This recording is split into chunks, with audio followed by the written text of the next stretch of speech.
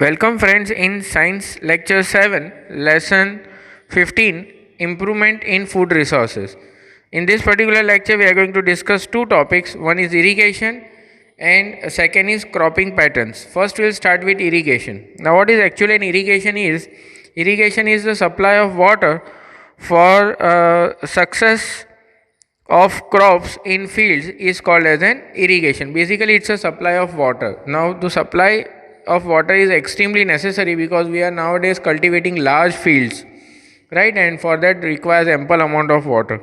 So most area irrigation is dependent on timely monsoon as rainfall. Up till now it was like that the monsoon is there, still there, that if the monsoon is successful, that the rainfall is only one resource which gives the water towards the farmers and can cultivate the plants. To supply water to agricultural lands for throughout the year, we have to adopt different irrigation systems, right? So competing for entire year, we require different more systems to get involved in. One, we have start with a very old system, that is an wells. So there are two types of wells. One is a dug well, which is an older system. The dug well is the well water is collected from the water bearing strata, and water can be collected manually or by electrical motors. We have seen in villages the old wells, and we put a bucket there and take out the water from it. Fine. Nowadays we use motors to take out the water from it. So this is a plain old system to collect the water from the well. This is called as a dug well, which is not very deep compared to the tube wells. Tube wells are very deep. Tube wells is the next one which can tube wells can tap water from the deep strata. Deep means very deep. It may be 1 kilometer, that is 1000 meter up till or more, maybe 200, 300, 400 as you require the deep it out. Fine. And the hole is also very small compared to the dug well.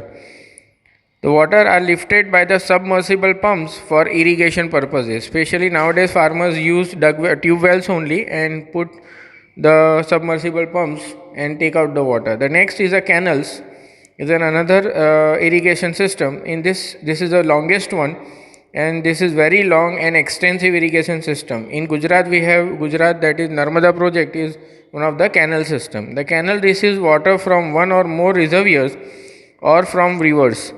Right? The main canal is divided into branches and further distributaries to irrigate fields. That means from further branches to branches to branches, and it goes on and on, right? And different states to different districts, and from distant districts to villages from towns to villages, and so on to fields. Right? River lift system. This is another irrigation system.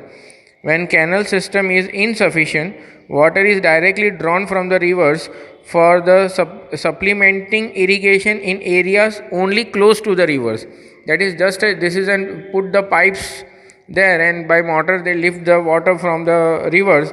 When the water level turns very low, which is not possible for the canals to pass the water from one area to the another, so they directly lift the water from that particular area only and passes to the fields.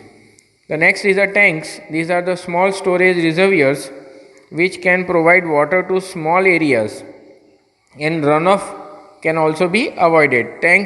Small tanks are built so that they can store the water in the particular area, and when the area the water is stored, right, they are being so that the water do not run off, and they can allow the water accordingly whatever they want to allow.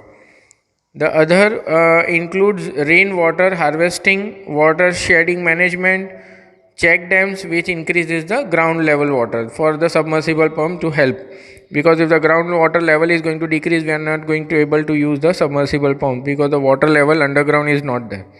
So the rainwater harvesting system, watershed management, and check dams are there, which allows the water to percolate inside the soil and go to the deep inside and increase the ground level.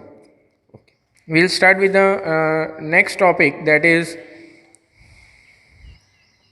cropping patterns.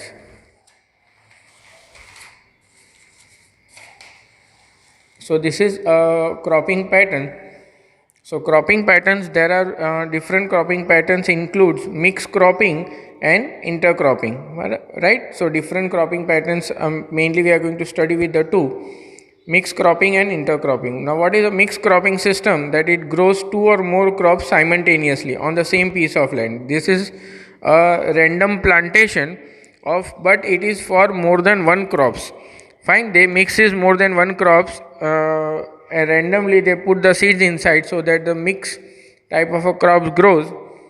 Example is wheat plus gram, wheat plus mustard, groundnut plus sunflower. These are the mixtures they can grow to ensure against failure of one crop and reduces the risk.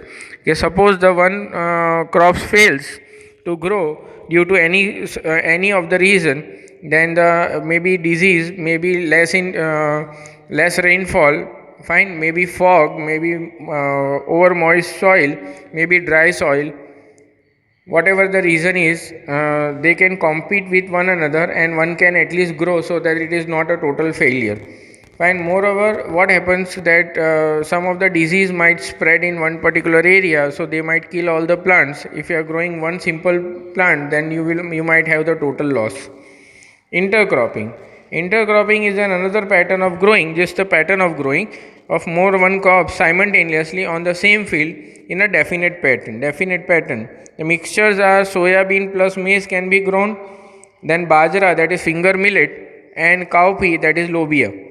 These two can be also mixed and grown. Now what happens in this, that few rows of one crop alternates few rows of the another crop. That means they are grown in not randomly but in line. That is, one line of a crop is grown in one lane, and 2-3 lines are grown of one type of crop, and after that 2-3 lines of the another crop, and likewise simultaneously it is grown. Now what it reduces is the water competition. Fine. In mixed crop also and in intercropping also, it reduces the water, because one of the crop which is selected must be having the fibrous root system which is on the above side, and one can be having a tap root system which may be quite deep. So both can extract the water will be less wasted. Nutrition also, one will have the less competition with the another, because one is having another type of root system and second one is having the another type.